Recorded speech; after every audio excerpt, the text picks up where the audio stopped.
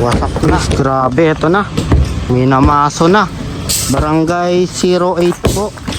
Ito po yung napabalita at na trending po na di umano yung mga barangay official daw tinayuan daw ng mga bahay dyan. Di umano yun, ayun yung mga bali-balita. So ito yun na yung update po sa 08. Medyo na ano lang kasi nag-request na itigil muna 7 days. Ngayon tinutuloy na. So sa mga nag-aabang po ng update po sa 08. Kabila, pwede. Lawangan na yun eh. Huwag yung isang pagkablek, dadalaw pa doon yun eh. Imanipis lang. Sa imakpad, syempre. 08. So may naso na.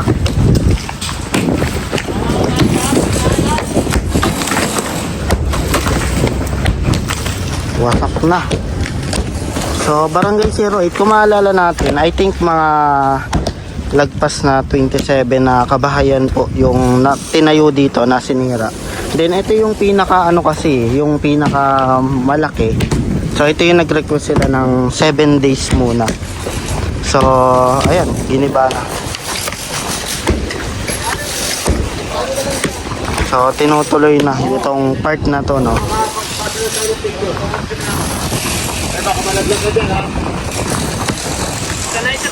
So isa rin sa mga naano natin, ito kasi guys, parang part po kasi ito na pinondohan po ng government na parang part na pwedeng lakaran ayun, pero nga tinayuan po ng mga kabahayan po na hindi umano yung mga nagtayo po raw dito yung mga barangay official daw, no, mga kamag-anak.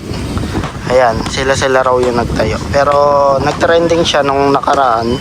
So ano na ba? Actually mga ilang weeks na rin yun, no? So ito na yung update. So nandito na po yung paggiba.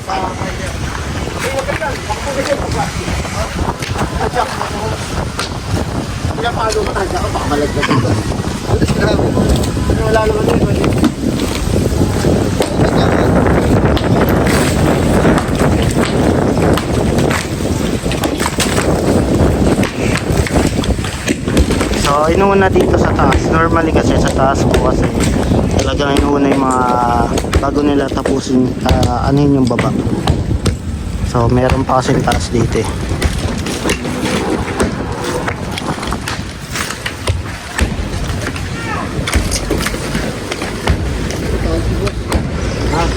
So sa mga hindi nakakaalam ng itsura nito, actually maganda to dati. May mga bricks pa nga to dati. Eto, pakita ko lang yung ayun, nasa dulo kasi yung bricks eh. Ay, nakikita nyo yung bricks na kulay brown dyan sa lapag. So ganyan yung itsura niya dati. May mga bricks yan dito, then dito, kabilaan po. So winawasak na at pinagpapatuloy na. So actually pinuntahan kasi to ni General Sukat na in-update niya to, no, and gumawa siya ng report.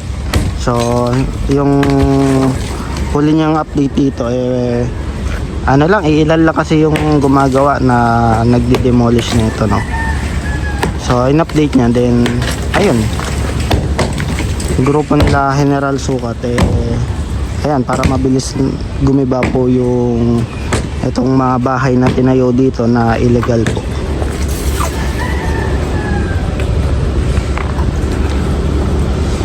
So nasa taas tayo. So ika nga nila, yung mga sabi-sabi po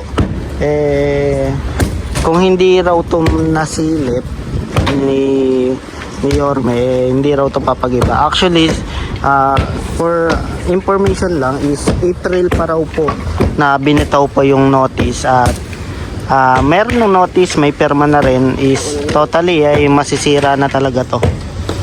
So alam na rin po at aware naman po sila kasi may notice. Pagka may mga notice po kasi ina-aware muna sila, chairman, lahat po. So alam nila na magigiba to.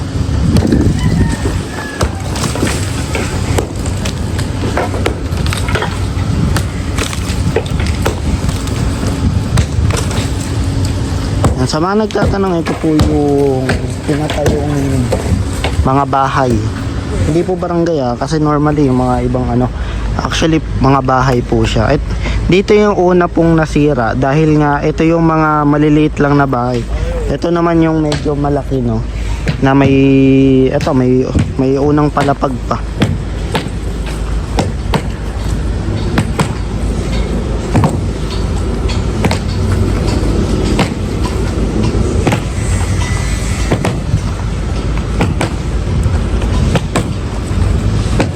Yung uniform sa command, Pianis daw ah.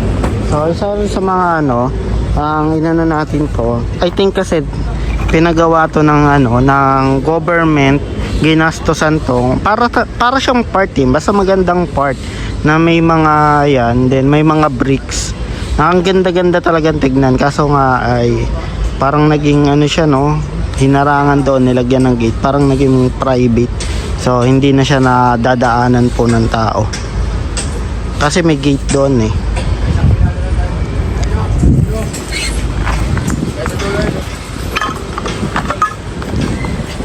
Ito na. Ito wala na yung hagdanan Ang tibay Ito mga buhos to, yung mga pader. Kapal lang nila Ang kapal ng pader dito na inanuhan nila. Dalawang hollow blocks.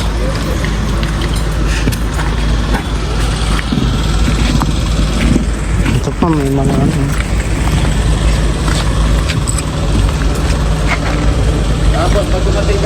So wala na yung wala na yung bubong. Iniiwan lang talaga dito yung mga pader, ayan. Kasi sila yung mga pundasyon So yung mga ginigiba po, ito yung mga ginigiba. So para aware din kayo at alam nyo po yung update po, kasi isa rin to sa mga pinagiba po at nasilip po.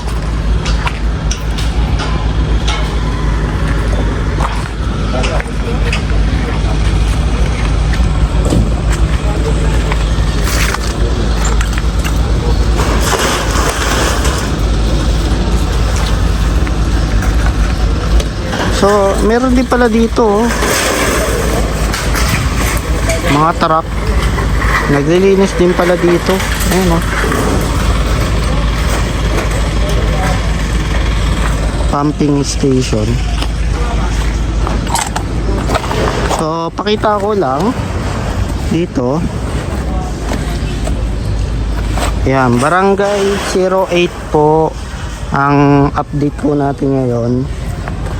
Actually, yung kwento kasi nito, ito yung unang kasi madaling gibain. Ito naman nag-request na i-delay muna raw within 7 days para mailipat yung mga kagamitan po. Bumagyo nga nung mga nakaraan. Then pinalo up ni General Sukat. Tapos nag-request ulit ng another week. Then ito na yung pinaka-final po. Pinuntahan na nila General Sukat para po gibain totally.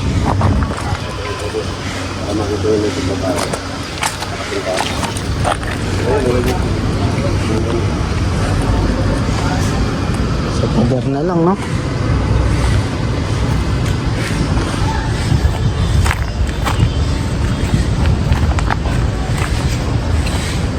So, isa sa mga dito, kaya pinagiba is illegal po yung pagpapatayo, Sinasabi nga nila hindi alam ng karamihan yung pagtayo dito kasi tago na siya, nasa part na siya. So, may nagreklamo lang kaya may nagbitaw po ng notice dito.